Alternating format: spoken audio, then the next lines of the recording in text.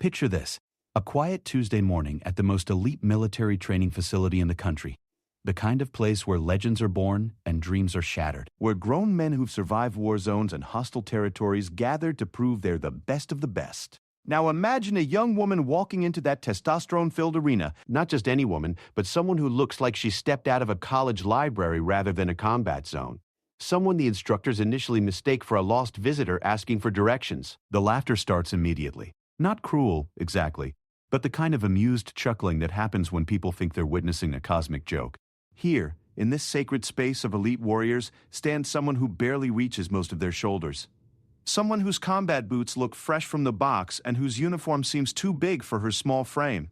But here's what those laughing men don't know. They're about to witness something that will be talked about in military circles for decades to come. They're about to learn that sometimes the most dangerous weapon in any room is the one nobody sees coming. This is the story of Maya Rodriguez, the woman who walked into the most exclusive Special Forces training program in America and changed everything we thought we knew about what it means to be unstoppable. Maya Rodriguez stepped out of the military transport vehicle onto the sun-baked tarmac of Fort Braxton, home to the most elite special operations training facility in the United States. The Carolina heat hit her like a physical force, but she didn't flinch. At 24 years old and barely 5 foot 4 inches tall, she cut an unimpressive figure against the backdrop of the imposing concrete buildings and razor wire that surrounded the compound. The other recruits were already forming up in the courtyard, and Maya could feel their eyes on her as she shouldered her duffel bag and walked toward the group. These weren't ordinary soldiers. These were the cream of the crop from every branch of the military, handpicked for their exceptional physical abilities, mental toughness, and combat experience. Most had already completed multiple deployments and distinguished themselves in ways that earned them recommendations for this program. And then there was Maya. Sergeant First Class Jackson Reeves, a mountain of a man from the 75th Ranger Regiment, was the first to notice her approach. He nudged his buddy, Corporal Mike Torres from Force Recon. "Hey, check it out. I think somebody's girlfriend got lost looking for the commissary." The comment drew snickers from the surrounding group. Maya heard it, of course. She was used to being underestimated. It had been happening her entire military career, starting from the day she walked into the Army recruiter's office 5 years earlier. When am I going to know how to build a different temple from the top of the messy city in my head? Back then, she had been a computer science major at a small college in New Mexico, working part-time at a coffee shop to pay for her education. The recruiter, Staff Sergeant Williams, had looked at her over his desk with barely concealed skepticism when she expressed interest in infantry training. "Ma'am, with your background in test scores, you'd be perfect for our cyber warfare program," he had said, sliding a brochure across the desk. "We need people like you behind computers, not carrying rifles in the field." But Maya hadn't been interested in sitting behind a computer. She wanted to push herself to the absolute limit, to prove something that she couldn't quite articulate at the time. Maybe it was because her father, a Marine veteran, had always told her that the military wasn't a place for someone like her. Maybe it was because her high school guidance counselor had suggested she consider more suitable career paths. Or maybe it was simply because every time someone told her she couldn't do something, it lit a fire inside her that refused to be extinguished. So she had signed up for infantry training despite the recruiter's concerns. And she had excelled, finishing near the top of her basic training class and earning respect through sheer determination and an almost supernatural ability to absorb punishment and keep going. But even as she progressed through the ranks, earning her jump wings, completing air assault school, and deploying twice to Afghanistan as part of a forward operating base security team, the doubts followed her. Fellow soldiers would openly question whether she could handle the physical demands of combat. Officers would assign her to support roles, assuming she couldn't keep up with the men in her unit. Each doubt, each dismissive comment, each assumption about her limitations became fuel for the fire that burned inside her. She began training obsessively during her off hours, pushing her body beyond what anyone thought possible for someone her size. She studied every manual she could get her hands on, memorizing tactics and techniques with the same intensity she had once applied to computer algorithms. Maya also sought out additional training whenever possible. She volunteered for every school, every course, every opportunity to prove herself. She completed the grueling Army Combatives program, earning her Level 4 instructor certification. She attended sniper school, where her small stature actually became an advantage, allowing her to remain hidden in positions that larger soldiers couldn't maintain. She completed the Air Force's Survival, Evasion, Resistance, and Escape School, where she outperformed candidates who had 50 pounds of muscle on her. But the real transformation came during her second deployment to Afghanistan. Her unit had been tasked with providing security for a forward operating base in Helmand Province, one of the most dangerous areas of the country. The base came under attack regularly, and Maya found herself in firefight after firefight, proving her worth under the most extreme conditions imaginable. It was during one particularly intense engagement that Maya first demonstrated the skills that would later make her legendary. A squad of Taliban fighters had infiltrated the base's perimeter during a pre-dawn attack, and chaos erupted throughout the compound. While other soldiers took cover and returned fire from protected positions, Maya moved through the base like a ghost, using her small size and intimate knowledge of the terrain to outflank the attackers. In less than 10 minutes, she had neutralized 3 enemy fighters and provided critical intelligence that allowed her unit to repel the attack. Her squad leader, Sergeant Thompson, was so impressed that he recommended her for the Bronze Star. More importantly, word began to spread about the small woman who fought like a force of nature. When Maya's unit rotated back to the States, she applied for every elite training program she could find. Why is itself a Jewish intelligence and happiness out there outside Alabama? Most rejected her application outright. The physical standards, they explained, were simply too demanding for someone of her stature. The mental stress was designed to break much larger, stronger candidates.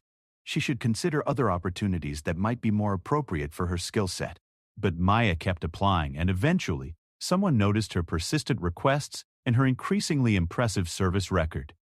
Colonel Patricia Hayes, the first woman to command a special operations unit, was reviewing applications for the new Integrated Special Forces Training Program when Maya's file crossed her desk. The program was experimental, designed to test whether mixed-gender teams could be as effective as traditional all-male units.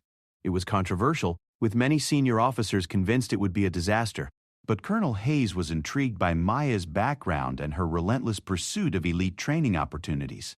She's either completely delusional or she's exactly what this program needs, Colonel Hayes had told her aide. Let's find out which. And so Maya had received her orders to report to Fort Braxton for the most demanding training program the military had to offer. The program had a 90% failure rate, and those who failed weren't just sent back to their original units. They were often so broken by the experience that they left the military entirely. Now, standing in the courtyard surrounded by men who looked like they had been carved from granite, Maya felt the familiar mixture of excitement and determination that had carried her through every challenge she had faced. She ignored the snickers and whispered comments, instead focusing on the imposing figure approaching the group. Command Sergeant Major Daniel Bull Morrison was a legend in special operations circles. Standing 6 feet 5 inches tall and weighing nearly 250 pounds of solid muscle, he had served in every major conflict of the past 2 decades. His mere presence commanded respect, and the courtyard fell silent as he approached. Morrison's eyes swept over the assembled candidates, and Maya could feel his gaze linger on her for a moment longer than the others. When he spoke, his voice carried the authority of someone who had earned his position through blood and sacrifice. Ladies and gentlemen, welcome to the Advanced Special Operations Training Program. Over the next 12 weeks, we're going to push you beyond your limits. We're going to break you down and rebuild you into something better. Most of you will fail. That Daisy, you Binfisser! That's not a prediction, it's a statistical fact. He paused, letting his words sink in before continuing. This program doesn't care about your previous accomplishments. It doesn't care what unit you came from or how tough you think you are. The only thing that matters here is whether you have what it takes to be part of the most elite fighting force in the world.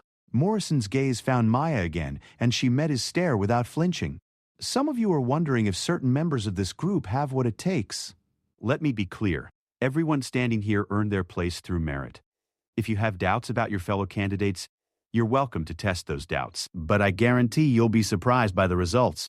With that ominous warning, he turned and began walking toward the training facilities. Follow me. Your education begins now. As the group began to move, Maya found herself walking beside Sergeant Reeves, the same man who had made the crack about her being someone's lost girlfriend. He glanced down at her with a mixture of curiosity and skepticism. So what's your story? He asked, his tone not entirely unfriendly but clearly probing. What makes you think you can hang with this group? Maya looked up at him, noting that he was nearly a foot taller and probably twice her weight. When she spoke, her voice was calm and confident. I guess you'll find out soon enough. Reeves chuckled, but there was something in her tone that made him take a second look. Maybe it was the way she held herself or the complete lack of intimidation in her eyes despite being surrounded by some of the most dangerous men in the military. Whatever it was, he decided to reserve judgment. The group entered the main training facility, a massive building that housed everything from combat simulators to live fire ranges. But Morrison led them past all of that to a simple room with padded floors and mirrored walls. It looked like a martial arts dojo, which in many ways it was. Before we begin any other training, we need to establish a baseline, Morrison announced. This is our hand-to-hand combat assessment facility. Each of you will face 3 opponents in succession. The goal isn't to win or lose. The goal is to show us what you're capable of when stripped of weapons, gear, and advantages. Maya felt her pulse quicken. This was exactly the kind of test she had been preparing for her entire career. Every hour she had spent in the gym, every technique she had drilled until it became muscle memory, every moment of pain and exhaustion she had endured had been leading to this. Morrison began calling names, and one by one the candidates stepped forward to face their opponents. These weren't fellow candidates, but instructors who specialized in hand-to-hand combat. They were skilled, experienced, and showed no mercy regardless of who they were fighting. The results were predictable. Most candidates held their own for a few minutes before being overwhelmed. A few showed exceptional skill and managed to land significant strikes on their opponents. 1 or 2 were so dominated that Morrison called a halt to prevent serious injury. Throughout it all, Maya watched and learned. She studied each instructor's fighting style, noting their preferred techniques and looking for patterns. She observed their physical tells, the subtle movements that preceded their attacks. Most importantly, she began to formulate a strategy. When Morrison finally called her name, the room fell unusually quiet. This was the moment everyone had been waiting for, the chance to see whether the small woman among them was a serious candidate or an administrative error. This is the book ends itself. Maya stepped into the center of the room, facing her first opponent. Instructor Williams was a former Marine boxer who stood 6'2" inches tall and looked like he could bench press a small car. The size difference was so dramatic that several candidates exchanged glances, wondering if they were about to witness something inappropriate. But as Maya settled into her fighting stance, something changed in the room's atmosphere. Her posture was perfect, her balance centered, her eyes focused with laser intensity. She moved with the fluid grace of someone who had spent thousands of hours perfecting their craft. Williams circled her carefully, looking for an opening. He threw a few probing jabs, testing her reactions. Maya slipped the punches easily, her head movement minimal but precisely calculated. She was reading his rhythm, timing his attacks, waiting for the perfect moment to respond. When that moment came, it happened so fast that many observers missed it entirely. Williams committed to a powerful right cross, putting his full weight behind the punch. Maya stepped inside his reach, used his momentum against him, and in one fluid motion sent the much larger man crashing to the padded floor. The silence in the room was deafening. Williams got to his feet quickly, his pride more injured than his body, and nodded respectfully to Maya before stepping aside for the next instructor. By the time Maya faced her third opponent, word had somehow spread throughout the facility.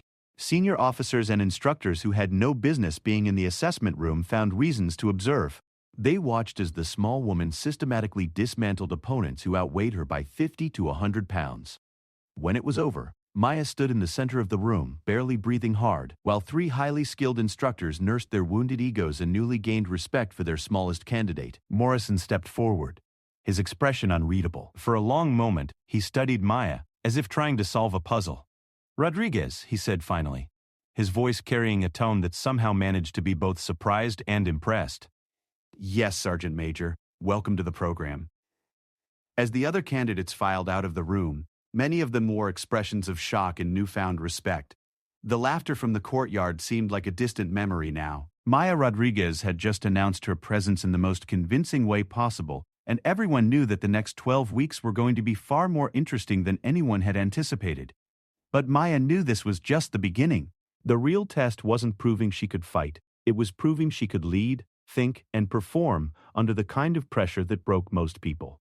And somewhere in the back of her mind, she was already planning for the moment when she would face not one opponent, but an entire team of the military's best. That moment would come sooner than anyone expected. The weeks following the hand-to-hand combat assessment transformed the dynamic at Fort Braxton in ways that surprised even the most experienced instructors. Maya Rodriguez had not just passed her initial test, She had shattered every preconceived notion about what a candidate of her stature could accomplish.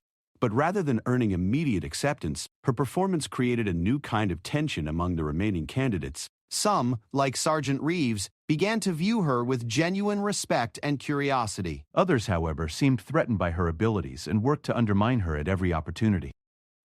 The worst of these was Staff Sergeant Brad Coleman, a former Navy SEAL who had dominated every physical challenge until Maya's arrival. Coleman was everything Maya wasn't: tall, powerfully built, and possessed of an ego that demanded he be the best at everything. He had entered the program expecting to cruise through the training and emerge as the obvious choice for team leadership positions. Maya's unexpected competence threatened that narrative, and he responded by making her training experience as difficult as possible. The harassment began subtly. Coleman would accidentally bump into Maya during formation, using his size advantage to knock her off balance. He would make snide comments about affirmative action and lowered standards, always careful to speak just quietly enough that instructors couldn't hear. He encouraged others to question whether Maya's success was legitimate or the result of instructors going easy on her. Maya endured it all without complaint, understanding that any response would be seen as weakness or inability to handle pressure. Instead, she channeled her frustration into her training, attacking each new challenge with renewed intensity. The program's structure was deliberately brutal. Days began at 0430 with physical training that pushed every candidate to their breaking point. The morning run started at 5 miles and gradually increased to 15 miles over mountainous terrain, while carrying full combat gear. Strength training sessions were designed to exhaust even the most physically gifted candidates. And that was just the warm-up. Combat training occupied most of each day, covering everything from marksmanship to explosives handling to urban warfare tactics. Candidates learned to operate in every environment imaginable, from desert conditions to Arctic survival scenarios. They practiced helicopter insertion techniques, underwater navigation, and high-altitude parachute jumps. But the physical demands were only part of the challenge. The program also included intensive psychological testing, strategic planning exercises, and leadership scenarios designed to identify candidates who could think clearly under extreme stress. Many of the most physically gifted candidates washed out during these mental challenges, unable to adapt when their superior strength and size provided no advantage. Maya thrived in these environments. Her computer science background gave her an analytical approach to problem solving that served her well in tactical scenarios. She could process complex information quickly and identify optimal solutions, while others were still trying to understand the basic parameters of a problem. During a particularly challenging urban warfare simulation in the program's third week, Maya demonstrated this ability in a way that caught everyone's attention. The scenario involved a hostage rescue in a multi-story building occupied by heavily armed opposition forces.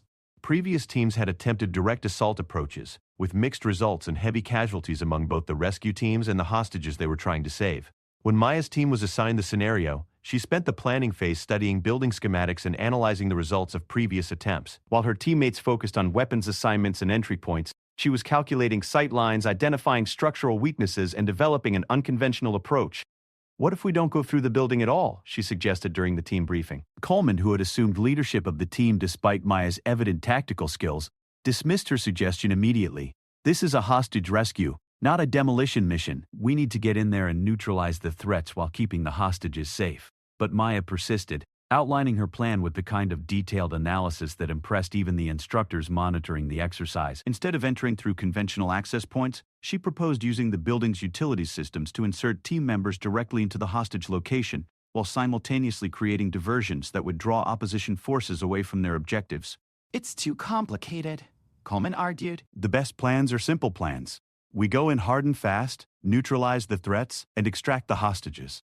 Maya could see the other team members wavering. Coleman's approach was more traditional, more in line with their previous training. But she also knew it was the same approach that had failed multiple times already. "Sergeant," she said, addressing Coleman directly, "with respect, that approach has resulted in a 70% casualty rate among hostages in previous iterations of this scenario. My plan reduces that to less than 20% while eliminating most of the risk to the rescue team." The argument continued for several more minutes before Coleman finally agreed to let Maya implement her strategy, primarily because he was confident it would fail spectacularly and prove his point about keeping things simple. What happened next became legendary among the training staff. Maya's team executed the most flawless hostage rescue in the program's history. Using her detailed knowledge of the building's layout, they inserted through maintenance shafts and service corridors that opposition forces hadn't even considered defending. Diversions created using the building's fire suppression system and electrical grid confused and separated the opposition, allowing the team to neutralize threats with minimal resistance. The entire operation took less than 8 minutes from insertion to extraction, with 0 casualties among either hostages or team members. The opposition forces, many of whom were experienced instructors playing their roles, later admitted they had never encountered such an innovative and effective approach. Command Sergeant Major Morrison, observing from the control room, watched the entire exercise with growing amazement. When it was over, he turned to Colonel Hayes, who had flown in specifically to evaluate the program's progress. Ma'am, I've been running these scenarios for over a decade, and I've never seen anything like that. Colonel Hayes nodded, making notes in Maya's file. What's her background again? Computer science degree, 5 years in the Army with 2 combat deployments, no special operations experience before this program. And she just outperformed teams led by SEALs and Rangers? Yes, ma'am, and this isn't the first time. Colonel Hayes studied the video replay of the exercise, focusing on Maya's movements and decision-making process. I want her isolated for advanced evaluation. There's something different about this one. The advanced evaluation was unlike anything Maya had experienced before. Instead of physical challenges, she found herself in a series of scenarios designed to test her mental resilience and ethical decision-making under pressure. She was presented with impossible situations where any choice would result in casualties and asked to justify her decisions, to panels of senior officers who seemed determined to find flaws in her reasoning. During one particularly intense session, she was presented with a scenario where she had to choose between saving the life of a fellow soldier or completing a mission that would save hundreds of civilians. There was no correct answer, only the ability to make a decision and live with the consequences. Why did you choose the mission? The evaluating officer asked after she had explained her reasoning. Because that's what my fellow soldier would want me to choose, Maya replied. We don't sign up to put our own lives above the lives of those we're sworn to protect. If I had chosen differently, I would have dishonored everything we believe in. Even if that soldier was your closest friend? Someone you'd served with for years? Maya met the officer's gaze steadily, especially then, because they would never forgive me for choosing them over innocent lives, and I would never forgive myself. These evaluations continued for several days while Maya's fellow candidates continued their regular training. When she finally rejoined the group, she found that rumors about her special treatment had spread and intensified. Coleman was particularly vocal about the apparent favoritism, suggesting that Maya was receiving advantages not available to other candidates. The tension reached a breaking point during a combat readiness exercise in the program's 6th week. The scenario involved a night infiltration of an enemy compound, with teams of 4 candidates working together to achieve specific objectives.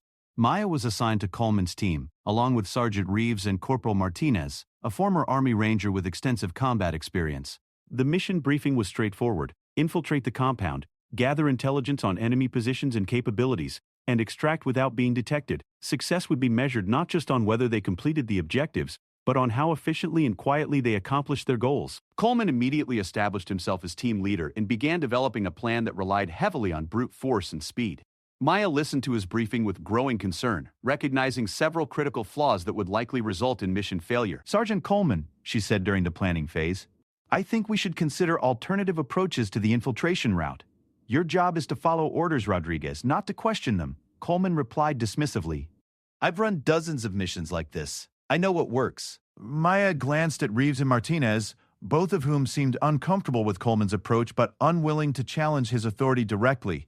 She made one more attempt to present her concerns, but Coleman cut her off before she could finish. Listen, just because you got lucky in a few training exercises doesn't make you a tactical expert.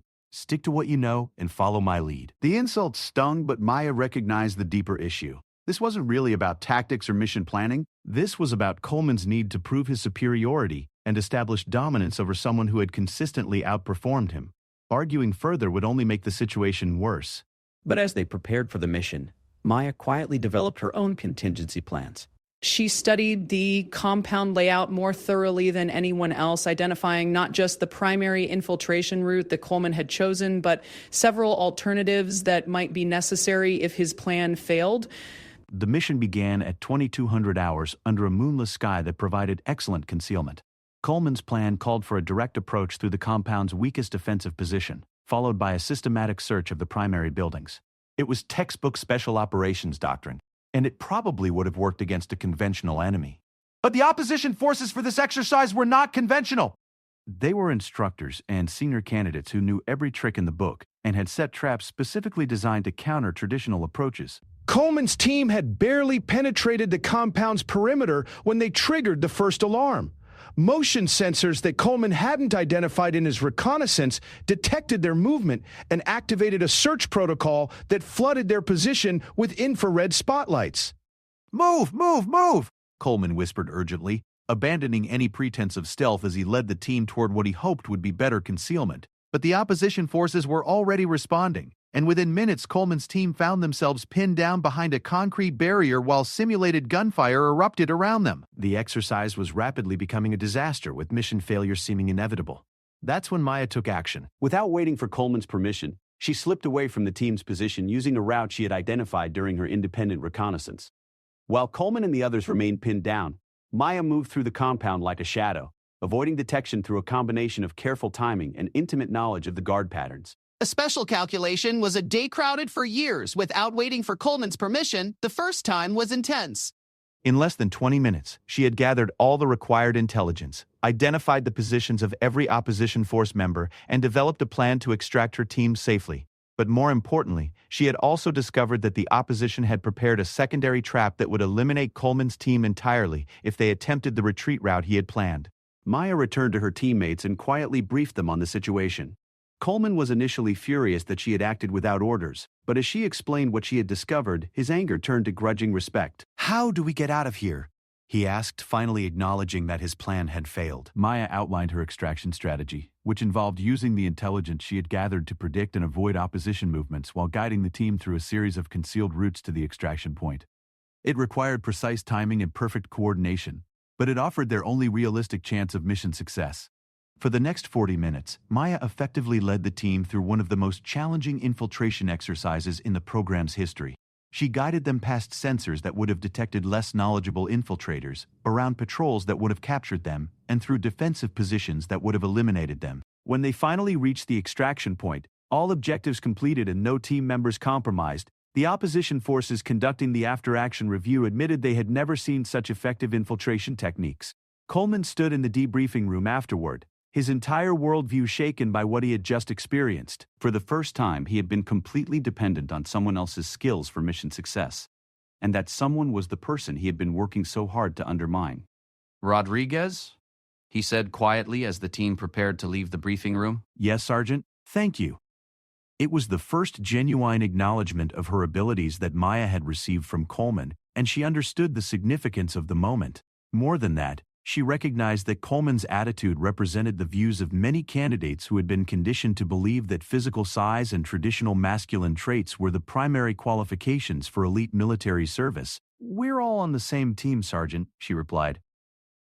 "The enemy doesn't care what any of us look like. They only care whether we can do the job." Word of the night infiltration exercise spread through the facility within hours, carried by instructors who had monitored the mission and opposition forces who had been systematically outmaneuvered by Maya's tactics. For the first time since arriving at Fort Braxton, Maya found herself facing genuine respect rather than skepticism from her fellow candidates. But Maya knew that respect based on individual achievements would only take her so far.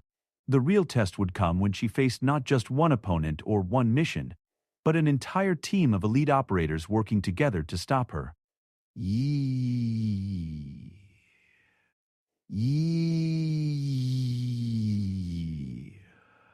That test was coming sooner than anyone expected, and it would either establish her as a legitimate member of the Special Operations community or end her military career entirely. As Maya prepared for what lay ahead, she reflected on the journey that had brought her to this point. Every moment of doubt, every instance of being underestimated, every assumption that she couldn't measure up to her male counterparts had prepared her for this opportunity. She had learned to see challenges from angles that others missed, to find strengths in what others perceived as weaknesses, and to succeed not despite her differences, but because of them. By this country, there's differences, but because of them. The final weeks of training would determine whether she had what it took to join the most elite military unit in the world, and Maya Rodriguez was ready to prove that sometimes the most dangerous opponent is the one that nobody sees coming. The atmosphere at Fort Braxton had shifted dramatically by the program's 8th week. What had begun as a gathering of individual warriors competing against each other had evolved into something more complex and dangerous. Maya Rodriguez was no longer the overlooked outsider who had arrived 2 months earlier. Her consistent performance had forced everyone to acknowledge her capabilities, but it had also created a new dynamic among the remaining candidates. Of the original 48 candidates who had started the program, only 16 remained. The others had been eliminated through injury, inability to meet physical standards, psychological breakdowns under stress, or simple recognition that they weren't cut out for this level of elite training. Those who remained represented the absolute best of American military forces, and Maya had earned her place among them through undeniable merit. But success bred its own challenges. Some candidates genuinely respected her abilities and had begun seeking her input on tactical problems. Others remained resentful, convinced that her achievements came at the expense of traditional standards they believed should govern special operations. And a few seemed genuinely puzzled by her continued presence, unable to reconcile their preconceptions about elite warriors with the reality of Maya's performance. Command Sergeant Major Morrison had been watching these dynamics develop with the keen eye of someone who had spent decades understanding how elite teams formed and functioned. He had seen brilliant individual performers fail because they couldn't integrate with their units, and mediocre soldiers become exceptional when placed in the right team environment. Maya presented a unique case study in both individual excellence and group dynamics. She's creating cognitive dissonance among the other candidates. Dr. Sarah Chen, the program's psychological evaluation specialist, explained to Morrison during one of their weekly assessment meetings. They can't deny her competence, but many of them struggle to accept it because it challenges fundamental assumptions about what elite operators look like. Morrison nodded, reviewing video footage from the previous week's training exercises. What concerns me is that some of them are starting to work against her instead of with her.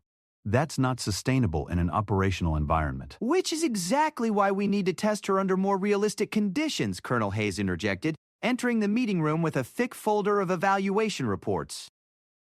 Individual performance is one thing. Team dynamics under extreme stress is something else entirely. The conversation that followed would lead to the most significant challenge Maya had faced since arriving at Fort Braxton, though she wouldn't learn about it for another 3 days. Maya spent those 3 days participating in what appeared to be routine advanced training exercises: combat marksmanship under stress, explosive device recognition and disposal, advanced medical treatment in field conditions, and helicopter insertion techniques. She excelled at all of them, but something felt different about the instructors' attitudes. They seemed to be evaluating her more intensely, taking more detailed notes about her performance and reactions. The truth was revealed on Friday evening during what the candidates had been told would be a standard mission briefing. Morrison stood at the front of the briefing room, his expression more serious than usual as he addressed the assembled candidates. Ladies and gentlemen, congratulations on completing Phase 2 of the Advanced Special Operations Training Program.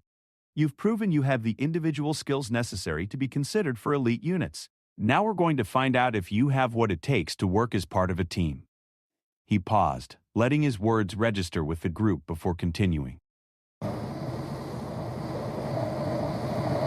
Phase 3 will consist of a single, comprehensive exercise designed to test everything you've learned under realistic operational conditions.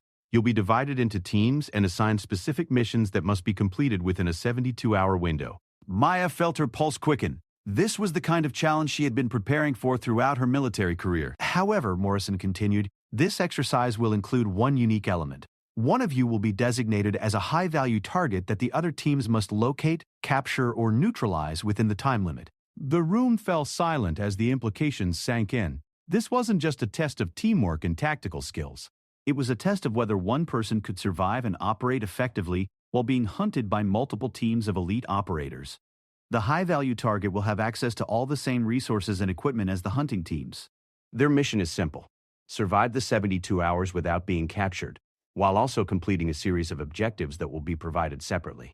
Morrison's gaze swept across the room, making eye contact with each candidate before settling on Maya, then Morrison's camp. Each candidate will be the 1730th and cousin. Rodriguez, you're our high-value target. The announcement hit the room like a physical force. Some candidates looked shocked, others skeptical, and a few seemed pleased by the prospect of finally having the chance to test themselves directly against Maya in a comprehensive scenario.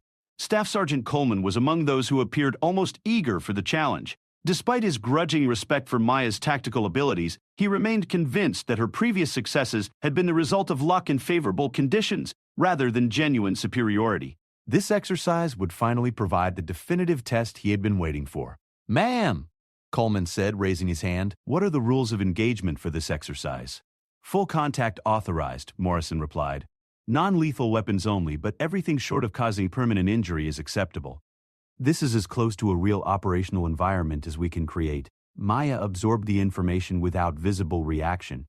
But internally, she was already beginning to analyze the situation. Daba success views. 15 elite operators working in coordinated teams, all focused on locating and capturing her within a limited area and time frame. It was the kind of overwhelming tactical disadvantage that would seem impossible to overcome. But as Morrison continued the briefing outlining the geographical boundaries of the exercise area and the resources available to all participants, Maya began to see opportunities rather than obstacles. Every advantage her opponents possessed also represented a potential weakness she could exploit. The exercise area covered nearly 50 square miles of diverse terrain in the mountains of North Carolina. It included dense forests, rocky outcroppings, several small towns, abandoned industrial facilities, and a network of caves and underground passages. Maya would have a 6-hour head start to establish her position and begin working on her assigned objectives. Those objectives, Morrison explained, would test not just her ability to evade capture, but her capacity to conduct meaningful operations while under extreme pressure. She would need to gather intelligence from specific locations, make contact with designated individuals, and ultimately reach an extraction point that would only be revealed to her during the final 12 hours of the exercise. "Questions?" Morrison asked after completing his briefing. Maya raised her hand. "What happens if I complete all objectives within the time limit without being captured?" Morrison smiled for the first time during the briefing. "Then you graduate at the top of your class and receive immediate assignment to any special operations unit of your choosing. And if I'm captured, then you wash out of the program entirely." The stakes couldn't have been higher. Maya was being given the opportunity to prove definitively that she belonged among the military's elite.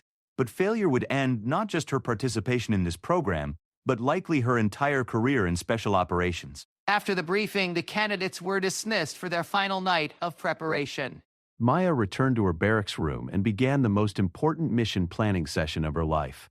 She had detailed topographical maps of the exercise area, intelligence reports on likely team strategies, and her own extensive knowledge of how elite units operated in hunting scenarios.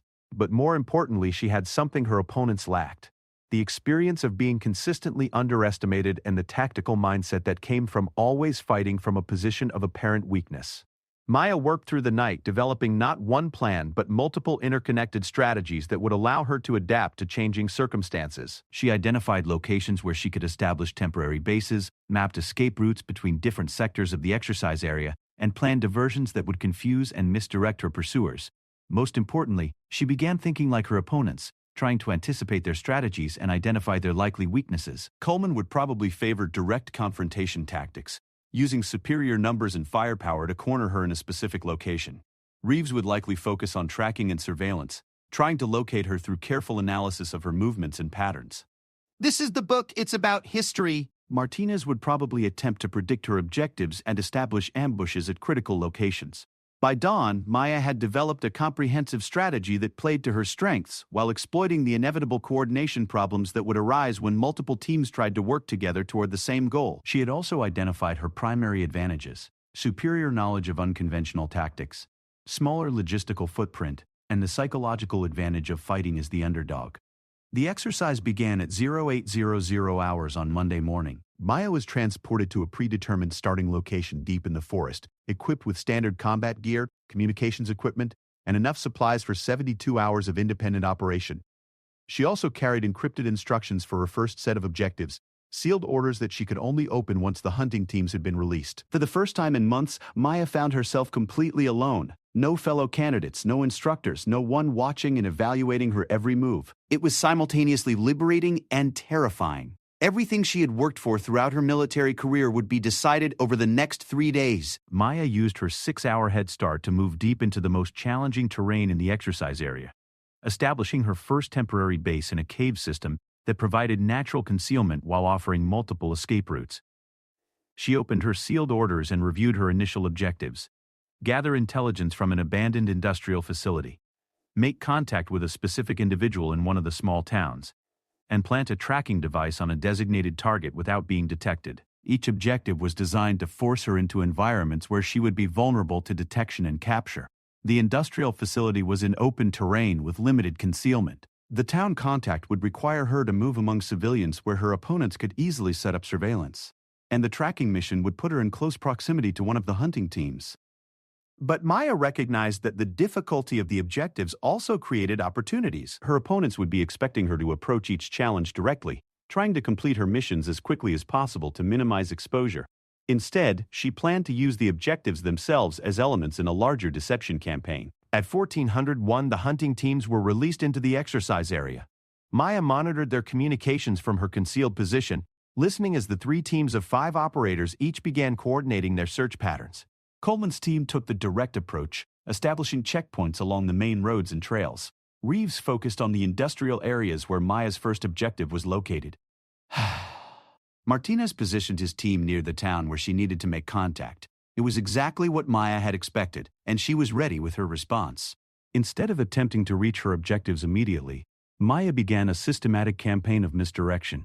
She left false trails leading toward the industrial facility, planted equipment that would suggest she had attempted to approach the town from the north, and used her communications gear to transmit brief encrypted signals that would indicate she was operating from completely different areas than her actual position.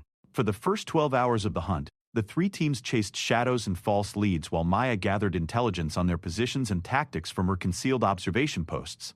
She learned which team leaders favored aggressive tactics, which operators were most skilled at tracking, and how the teams coordinated their search efforts. More importantly, she began to understand the psychological dynamics at work among her opponents.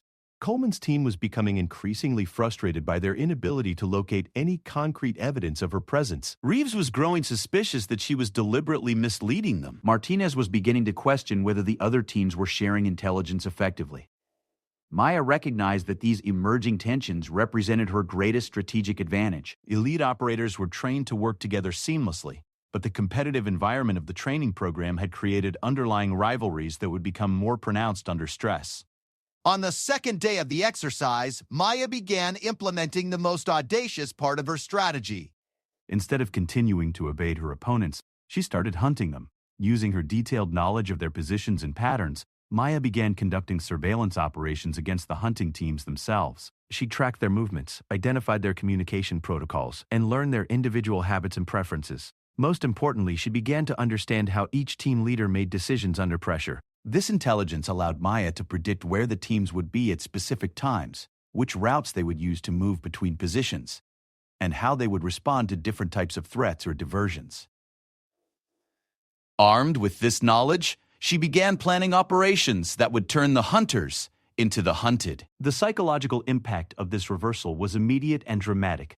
Team leaders who had expected to be tracking an elusive target found evidence that they were being watched and analyzed. Equipment disappeared from their temporary bases. Personal items were moved or rearranged in ways that indicated someone had been in their secured areas. Coleman was the first to realize what was happening.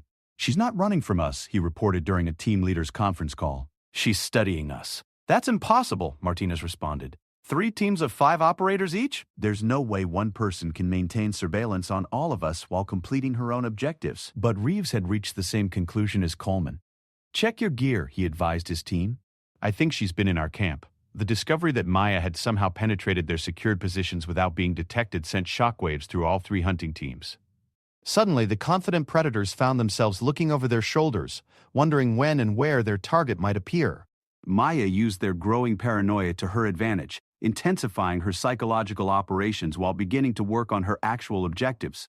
But she approached each mission in ways that maximized the confusion and misdirection among her opponents. For her first objective, gathering intelligence from the abandoned industrial facility, Maya didn't attempt a covert infiltration. Instead, she conducted a detailed surveillance operation that allowed her to map every position the hunting teams had established around the facility. Then she simply walked through the facility in broad daylight, completing her mission while the hunting teams watched from concealed positions they thought were undetected. The audacity of her approach left her opponents stunned. Maya had essentially announced her presence, completed her objective, and vanished again before any of the teams could coordinate an effective response. Worse, Her casual violation of their surveillance perimeter demonstrated that she had been aware of their positions all along. By the end of the second day, the psychological balance of the exercise had shifted completely. The hunting teams, despite their overwhelming numerical and equipment advantages, found themselves reacting to Maya's initiatives rather than controlling the tempo of operations. She had turned a defensive scenario into an offensive campaign, using her opponent's expectations against them while maintaining the initiative throughout. But Maya knew that the most difficult challenges lay ahead. As her opponents adapted to her unconventional tactics, they would become more dangerous and unpredictable. The final day of the exercise would determine whether her strategy could withstand the full fury of 15 elite operators who were no longer underestimating their target. As Maya prepared for the climactic phase of the exercise, she reflected on how far she had come since arriving at Fort Braxton. The woman who had been dismissed as a lost visitor on her first day was now conducting one of the most sophisticated evasion and psychological operations in the program's history. But the ultimate test still lay ahead. Completing her final objectives while surviving an all-out assault by some of the most dangerous operators in the American military. The next 24 hours would determine whether Maya Rodriguez would emerge as a legend or become a cautionary tale about the limits of individual excellence in the face of overwhelming opposition. The third and final day of the exercise began with Maya Rodriguez in a position that should have been impossible. After 48 hours of being hunted by 15 elite operators, she had not only avoided capture, but had completed 2 of her 3 primary objectives while conducting a psychological campaign that left her opponents questioning their most basic assumptions about tactical operations. But Maya knew that success in the first 2 days meant nothing if she failed in the final 24 hours. Her opponents had spent the night analyzing her tactics, adapting their strategies, and coordinating a comprehensive response designed to eliminate her advantages. The psychological warfare that had served her so well was about to be countered by the kind of methodical, professional manhunt that these operators had been trained to conduct. Command Sergeant Major Morrison watched the exercise unfold from the central monitoring station, surrounded by screens displaying real-time feeds from cameras, tracking devices, and communication intercepts. What he was witnessing defied every prediction about how this scenario should develop. "She's rewritten the rulebook," Colonel Hayes observed, studying tactical displays that showed the current positions of all participants. "This was supposed to be a standard evasion exercise. Instead, she's conducted a 72-hour masterclass in asymmetric warfare." Dr. Chen nodded, reviewing psychological profiles and stress indicators from all participants. The hunting teams are showing signs of elevated stress and decreased confidence. Rodriguez, on the other hand, appears to be operating at peak efficiency despite the overwhelming odds against her. Morrison leaned back in his chair, processing the implications of what he was seeing. The question now is whether she can maintain this level of performance when her opponents stop reacting and start taking control of the situation. That shift was already beginning to occur. Coleman, Reeves, and Martinez had spent the early morning hours conducting a comprehensive after-action review of the previous 2 days. They had identified patterns in Maya's behavior, analyzed her tactical preferences, and developed a coordinated strategy designed to neutralize her advantages while exploiting her inevitable weaknesses. "She's been successful because we've been acting like 3 separate hunting parties instead of one coordinated force," Coleman acknowledged during their planning session. That changes now. Reeves spread detailed maps of the exercise area across their improvised command post. Her psychological operations have been impressive, but they've also revealed information about her capabilities and location. We know she has detailed intelligence on our positions and movements. That means she's been conducting surveillance operations from specific areas that provide optimal observation points. Martinez began marking locations on the map. If we can identify those observation points, we can predict where she's been operating and establish a search pattern that forces her into areas where we have overwhelming advantages. This is a documentary from an American developer for one-handed documentary. The new strategy represented a fundamental shift in how the hunting teams approached their mission. Instead of trying to track Maya's movements reactively, they would use mathematical analysis and terrain evaluation to predict where she had to be operating from. This is the big facts of history as well. Instead of competing with each other for the capture, they would coordinate their movements to create an inescapable net that would systematically eliminate her options. Maya sensed the change in her opponent's approach within hours of its implementation. The random search patterns and competing priorities that had characterized their efforts during the first 2 days gave way to methodical, coordinated movements that demonstrated professional expertise rather than frustrated determination. From her concealed position overlooking the valley that contained her final objective, Maya watched as the three hunting teams established a perimeter that effectively sealed off her most likely escape routes. They had correctly identified the general area where she had been operating and were implementing a containment strategy that would force her to either remain static until they located her or attempt movement through terrain that heavily favored their superior numbers and equipment. Maya's final objective was the most challenging yet. She needed to reach a specific extraction point that would only be revealed to her at 1800 hours, with just 6 hours remaining in the exercise. But first, she had to plant a tracking device on a designated target without being detected, and that target was currently located at the center of the hunting team's new perimeter. The target was a simulated high-value enemy asset, represented by one of the exercise controllers wearing distinctive equipment that made him easily identifiable. He was positioned at an abandoned ranger station that provided excellent fields of observation in all directions, and was surrounded by terrain that offered minimal concealment for anyone attempting to approach. Under normal circumstances, the tracking mission would be nearly impossible for a single operator facing organized opposition. But Maya had spent the previous 48 hours creating conditions that were anything but normal. She activated the encrypted communication device that had been provided for emergency contact with exercise control. Control, this is Viper. Requesting confirmation of target location and mission parameters. Viper, this is Control. Target confirmed at designated location. Mission parameters unchanged. Plant tracking device without detection and await extraction coordinates at 1800. Seated overseas by the Office of Malkasha. Understood. Control. Viper out. Maya closed the communication channel and began implementing the most audacious plan of her military career. Instead of attempting to approach the target covertly, she was going to use her opponent's own coordination against them in a way that would either establish her as a tactical genius or end her participation in the program entirely. For the past 2 days, Maya had been conducting detailed surveillance of the hunting team's communication protocols, learning their call signs, operational procedures, and command structures. More importantly, she had identified weaknesses in their coordination that could be exploited by someone with detailed knowledge of their methods. Maya began by intercepting and analyzing the hunting team's radio traffic, using techniques she had learned during her computer science studies to identify patterns and predict future communications. She discovered that the teams were using a rotating encryption key system that changed every 4 hours, but she had observed enough patterns to predict the next rotation. Using this intelligence, Maya crafted a series of false communications that she inserted into the hunting team's radio network during brief windows when their encryption protocols were most vulnerable. The messages appeared to come from legitimate sources within their command structure and contained intelligence reports suggesting that Maya had been spotted moving toward a location several miles from her actual position. The false intelligence was subtle enough to seem credible while directing the hunting team's attention away from the ranger station where her actual target was located. Within an hour, 2 of the 3 teams had repositioned to pursue the phantom sighting, leaving only Coleman's team to maintain surveillance of the target area. But Maya's deception was just the first phase of her plan. While Coleman's team focused on the ranger station, expecting her to attempt a direct approach to the target, Maya was implementing an infiltration strategy that exploited their most basic assumptions about how such operations should be conducted. Instead of approaching the target from outside the perimeter, Maya infiltrated the area by moving through underground drainage systems that connected to the ranger station's foundation. The tunnels were partially flooded and extremely cramped, requiring her to crawl through spaces that would have been impossible for larger operators to navigate. The physical challenges of the infiltration were severe enough that Maya began to understand why her smaller stature, often seen as a disadvantage, had become one of her greatest tactical assets. She could operate in environments and use approaches that were simply not available to traditionally sized special operations personnel. Maya emerged from the drainage system directly beneath the ranger station, positioning herself less than 50 feet from her target while remaining completely undetected by Coleman's team. But the most difficult part of her mission was still ahead.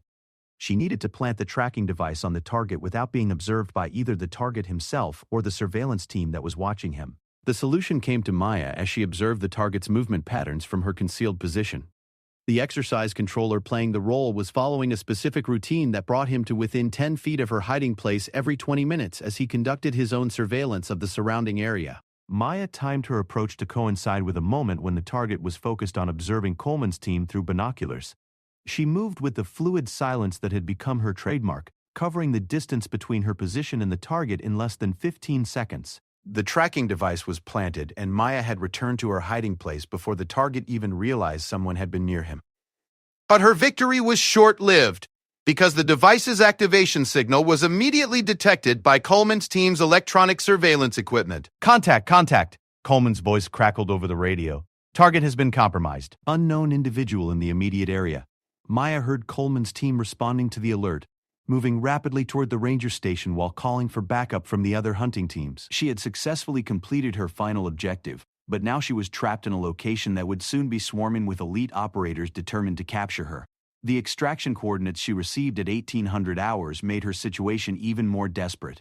The pickup point was located nearly 8 miles away through terrain that the hunting teams now controlled, and she had less than 6 hours to reach it while evading capture by opponents who had finally pinpointed her general location.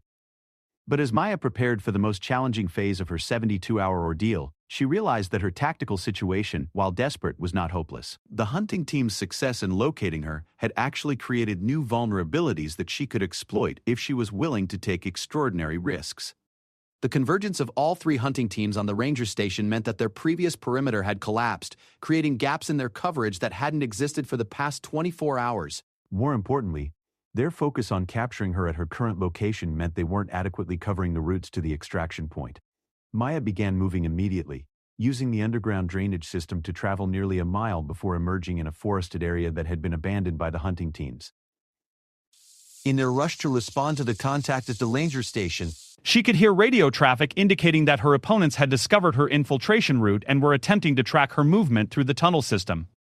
But Maya was already implementing the next phase of her escape plan, using techniques she had developed during her previous evasion training to move through the forest without leaving detectable tracks. She traveled primarily along rocky ridgelines and stream beds that wouldn't retain footprints, used natural vegetation to camouflage her passage, and employed counter-surveillance measures to detect and avoid the search teams that were rapidly expanding their coverage area. For the next 4 hours, Maya conducted one of the most sophisticated evasion campaigns in military training history. She used every skill she had learned throughout her career, every advantage her smaller size provided, and every tactical innovation she could develop on the fly to stay ahead of her pursuers. The hunting teams, meanwhile, were conducting an increasingly desperate search as they realized that their target had once again vanished despite their overwhelming advantages. Coleman's team found her infiltration route and tracked her movement through the drainage system. Reeves's team discovered several of her hiding places and attempted to predict her destination. Martinez's team established checkpoints along the most likely routes to the extraction point, but Maya consistently stayed one step ahead of their efforts, using her detailed knowledge of their tactics and her superior understanding of the terrain to avoid detection, while making steady progress toward her goal. With 2 hours remaining until extraction, Maya found herself within a mile of the pickup point but facing the most dangerous phase of her journey. The hunting teams had correctly predicted her general destination and established a perimeter around the extraction area that would be extremely difficult to penetrate without detection. David Savage had joined one of the people in Southern Europe at Seattle's high school, but not knowing in Northeaster. Maya spent nearly an hour conducting surveillance of the hunting team's positions, looking for weaknesses she could exploit for her final approach. What she discovered was both encouraging and terrifying. The teams had established an almost perfect containment perimeter, but they had made one critical error in their positioning. All 3 team leaders had positioned themselves to observe the most likely approaches to the extraction point, but their focus on preventing Maya from reaching her destination had created a blind spot in their coverage. There was a narrow corridor along a ridgeline that would allow her to approach the extraction point from an angle that none of the hunting teams were covering effectively. But reaching that corridor would require Maya to move through terrain that was covered by at least 2 of the hunting teams. And doing so without being detected would require timing and precision that left no margin for error.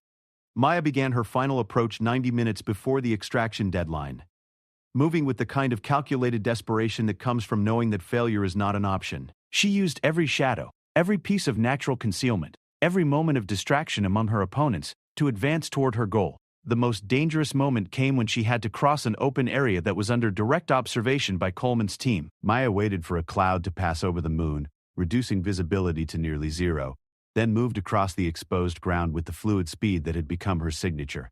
Coleman's team detected movement in their sector, but couldn't identify its source or direction. By the time they had repositioned to investigate, Maya was already beyond their observation area and approaching the extraction corridor she had identified. With 30 minutes remaining, Maya reached the ridgeline that would lead her to the extraction point. But as she prepared for the final phase of her journey, she realized that her opponents had laid one last trap for her. Martinez's team had correctly predicted her approach route and established an ambush position that would allow them to capture her just as she reached the extraction point. They were positioned to intercept her no matter which direction she used for her final approach. and there was no alternative route that would get her to the pickup point in time. Maya studied the ambush position from her concealed observation point, analyzing the team's deployment and looking for any weakness she could exploit. What she saw confirmed her worst fears. Martinez had positioned his operators with professional competence, covering all likely approaches while maintaining communication with the other hunting teams. But as Maya watched Martinez's team prepare for her arrival, she began to understand that their perfect ambush position also represented the key to her escape. The team's focus on the extraction point meant they weren't prepared for an approach that didn't lead directly to their target area. With 15 minutes remaining until extraction, Maya began implementing a plan that would either secure her victory or result in her immediate capture. Instead of attempting to reach the extraction point directly, she began moving toward Martinez's ambush position itself. Maya approached the hunting team from their blind side, using terrain features and natural concealment to move within 50 meters of their position without being detected. But instead of attempting to fight her way through or around them, she began preparing for the most audacious maneuver of her entire military career. At exactly 23:59 hours, with 1 minute remaining until the extraction deadline, Maya stood up from her concealed position and walked directly toward Martinez's team with her hands raised in apparent surrender. "Don't shoot!" she called out loud enough for all team members to hear. "I surrender!" The hunting team's response was immediate and predictable. They emerged from their concealed positions, surrounding Maya with weapons trained on her, while Martinez approached to accept her surrender. But as Martinez reached for his restraints, Maya smiled and pointed toward the sky where the extraction helicopter was approaching the pickup point exactly on schedule. "Actually," she said calmly, "I think my ride is here."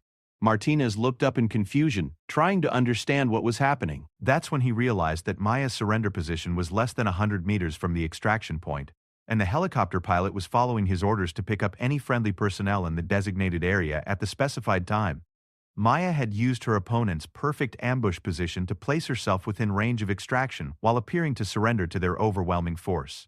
As the helicopter landed and Maya walked calmly toward it, the hunting teams could only watch in stunned amazement as their target completed the most successful evasion exercise in the program's history. "Rodriguez!" Coleman shouted over the noise of the helicopter rotors. "How the hell did you do that?" Maya turned back toward the hunting teams as she reached the helicopter door, smiling with the quiet confidence of someone who had just proven the impossible. "I told you that you'd find out soon enough," she replied, then climbed aboard the aircraft for her extraction. As the helicopter lifted off, carrying Maya away from her 72 hours of being hunted by the best operators the military could provide, Command Sergeant Major Morrison's voice crackled over the radio to all participants. "Exercise complete. All personnel return to base for debriefing. And gentlemen, I think we've all learned something today about the dangers of underestimating your opponent." Maya Rodriguez had not only survived being hunted by 15 elite operators, but she had completed all of her objectives, conducted psychological operations that fundamentally changed the dynamic of the exercise, and ultimately used her opponent's own professionalism against them to secure her extraction. More importantly, she had proven that excellence in special operations wasn't about size, strength, or conforming to traditional expectations. It was about intelligence, adaptability, and the kind of innovative thinking that could turn any disadvantage into an advantage. The woman who had been dismissed as a lost visitor on her first day at Fort Braxton had just demonstrated that sometimes the most dangerous opponent is indeed the one that nobody sees coming. The helicopter carrying Maya Rodriguez touched down at Fort Braxton's main landing pad at 0030 hours, officially concluding the most extraordinary training exercise in the facility's history. As Maya stepped out of the aircraft, she was greeted by Command Sergeant Major Morrison, Colonel Hayes, and a gathering of senior officers who had monitored every moment of her 72-hour ordeal. But what struck Maya most about the scene was the presence of the 15 operators who had spent 3 days hunting her. Instead of the resentment or disappointment she might have expected after their failure to capture her, she saw something entirely different in their faces: genuine respect and professional admiration. Staff Sergeant Coleman was the first to approach her, extending his hand in a gesture that would have seemed impossible just days earlier. "Rodriguez," he said simply, "that was the most impressive piece of tactical work I've ever witnessed." The handshake that followed represented more than just acknowledgement of her success. It marked the moment when Maya transformed from an outsider trying to prove herself into a fully accepted member of the elite special operations community. Sergeant Reeves joined them, shaking his head in amazement. "I've been tracking people for over a decade, and I've never encountered anyone who could stay ahead of multiple teams while conducting active operations. How did you maintain situational awareness on all of our positions simultaneously? Maya smiled, recognizing that the questions weren't challenges to her success, but genuine professional curiosity from operators who wanted to understand and learn from what they had experienced. It wasn't about tracking all of you simultaneously, she explained. It was about understanding your decision-making processes well enough to predict where you would be based on the information available to you. Once I figured out how each team leader thinks under pressure, your positions became predictable. Corporal Martinez whistled quietly. So you were essentially thinking 3 steps ahead of all of us throughout the entire exercise? More like 5 steps, Maya replied with the confidence of someone who had just proven the impossible. The key was creating conditions that forced you to react to my initiatives instead of maintaining your own operational tempo. The impromptu tactical discussion continued as the group moved toward the debriefing facility, with the hunting team members asking detailed questions about specific aspects of Maya's strategy. What had begun as an exercise designed to test her individual capabilities had evolved into a masterclass in asymmetric warfare that every participant wanted to understand and incorporate into their own tactical knowledge. Command Sergeant Major Morrison watched this exchange with growing appreciation for what Maya had accomplished. She hadn't just succeeded in an impossible mission. She had elevated the performance and understanding of every operator involved in the exercise. Her success had become a learning opportunity that would benefit the entire Special Operations community. The formal debriefing session began at 0200 hours in the main briefing room, with every participant in the exercise present, along with senior officers and training specialists who would analyze the results for incorporation into future programs. Dr. 17 hired a reciprocess in 1955. Dr. 17 hired a reciprocess in a few years ago for insistence on passing the laws of 1952. Chen was there to evaluate the psychological aspects of what had occurred, while tactical experts prepared to dissect every aspect of Maya's strategy.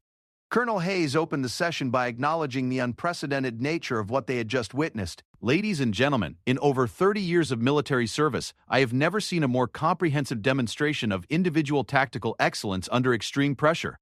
Rodriguez, what you accomplished over the past 72 hours has fundamentally changed our understanding of what elite operators are capable of achieving. Maya remained standing at attention, but Colonel Hayes gestured for her to take a seat among her fellow candidates rather than maintaining the formal stance of someone being evaluated. This debriefing is not an evaluation of your performance, Colonel Hayes continued. Your success speaks for itself. Instead, we're here to understand how you achieved what you did so that we can incorporate those lessons into our training programs and operational doctrines. What followed was the most detailed tactical analysis Maya had ever participated in. Every aspect of her strategy was examined, from her initial reconnaissance and planning phases through her psychological operations campaign and final extraction. Video footage from surveillance cameras, intercepted communications, and tracking data were all reviewed to create a complete picture of how one individual had outmaneuvered 15 elite operators. But the most revealing insights came from Maya's own explanations of her decision-making process. As she walked the assembled officers through her reasoning at each critical juncture, it became clear that her success hadn't been the result of luck or favorable circumstances.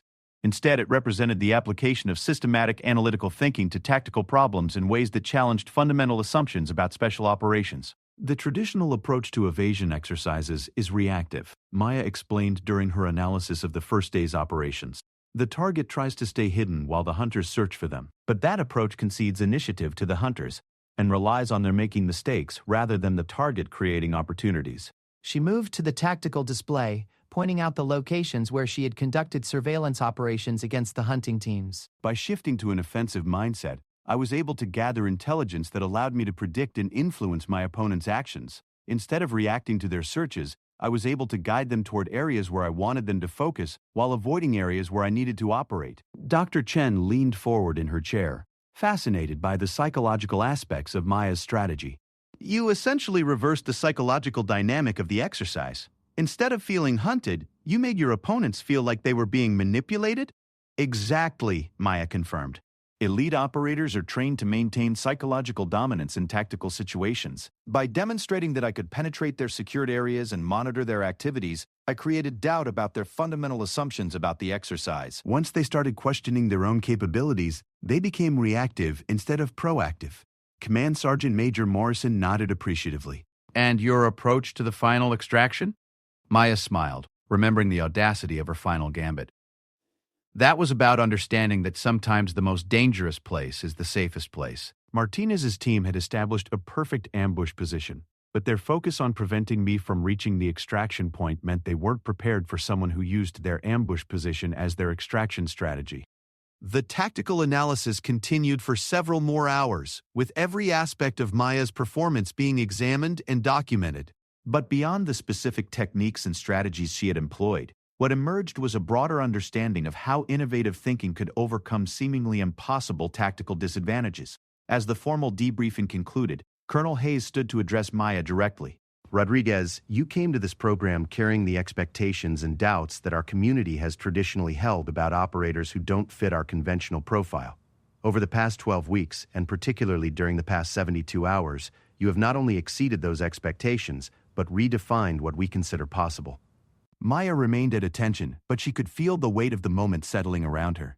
It gives me great pleasure to inform you that you have not only graduated from the Advanced Special Operations Training Program, but you have done so with the highest evaluation scores in the program's history. The room erupted in applause from her fellow candidates, a spontaneous expression of respect and admiration that spoke to how completely Maya had earned her place among them.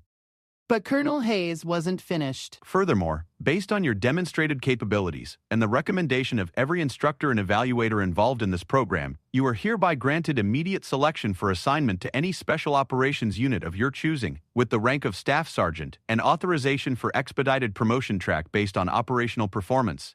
Maya felt a surge of emotion that she carefully controlled, maintaining her military bearing while processing the magnitude of what she had just achieved. Every moment of doubt, every instance of being underestimated, every assumption that she wasn't cut out for elite military service had led to this moment of absolute validation. "Thank you, ma'am," Maya replied formally. "I request assignment to the 75th Ranger Regiment Special Operations Detachment." Colonel Hayes smiled. Granted. You report to Fort Benning next Monday for integration with your new unit. As the briefing concluded and the assembled officers began to disperse, Maya found herself surrounded by her fellow candidates who wanted to congratulate her on her achievement. But more than congratulations, they offered something even more valuable. Staff Sergeant Coleman approached her one final time, his expression serious but respectful. "Rodriguez, I owe you an apology. When you first arrived here, I made assumptions about your capabilities based on my own limited understanding of what makes an elite operator. You've taught me that excellence comes in forms I never expected." Maya accepted his apology graciously, recognizing that Coleman's admission represented growth not just for him personally, but for the entire special operations community.